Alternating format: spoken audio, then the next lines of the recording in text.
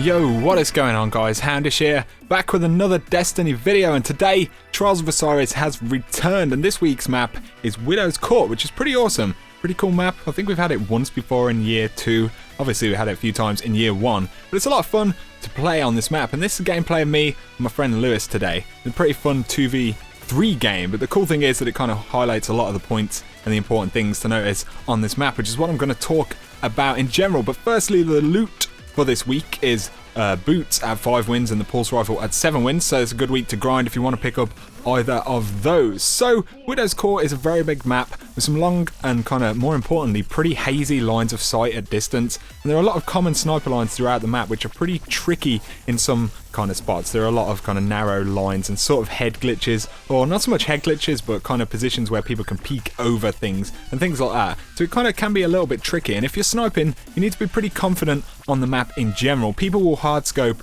you know, most of the time, so often it's about getting to that sniper line first to take the advantage, and it all depends really how confident of a sniper you are overall. And obviously sniping is the dominant playstyle on the map, but shotguns and other things can be pretty effective on the map too. And if you're not sniping, you need to try and avoid those very long lines of sight, obviously, and that goes for the start of the games. You know, if you're not using something like Icebreaker, you know, using sidearm or whatever, then yeah, that's something to be pretty conscious of. And this is a map also where it's generally really worth knowing if the enemy team are using things like Icebreakers at the start of the round, as obviously you're going to lose out very easily at range if you're not aware of, you know, having snipers at the start of a game and everything like that. So it's something to think about a little bit more, especially on this map with it being, you know, so wide and everything like that. So to talk about the playstyle, there are pretty common engagement areas, like I said, which are kind of the areas, you know, like down the stairs in the courtyard or the road through the middle of the map, things like that. But you can switch it up a lot on this map and push kind of different areas, you know, in each round if you need to. And if you lose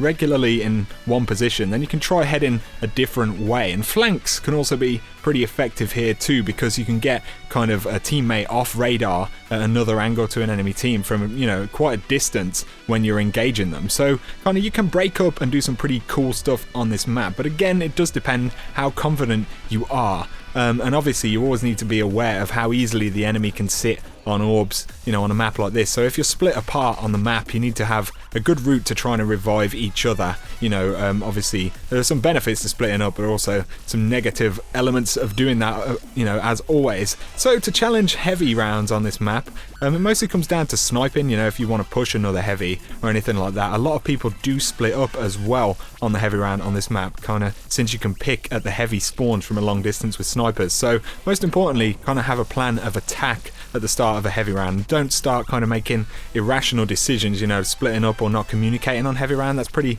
important overall. And also be aware while you're waiting for heavy of those long sniper lines and the kind of different angles that people can get, because that obviously is always a pretty tricky thing. But Widow's Court kind of just amplifies a lot of the things that are difficult about the longer distance engagements and sniping in Destiny in general. So, you know, it's a very sniper dominant map, but it's also a tricky one, but you know, that makes it a lot of fun as well. So overall it's pretty cool. It's awesome to be back on Widow's Court. I'm hopefully going to play a bit of Trials this weekend, and the great snipers out there will always have a lot of fun on this map as well, obviously with it being so big and everything like that. So that's just a quick kind of talk about Widow's Court this week. I wanted to kind of discuss it a little bit, especially since we had the ammo changes, and that's interesting how it kind of plays out and how you have to be aware of different things at the start of rounds, you know, in general.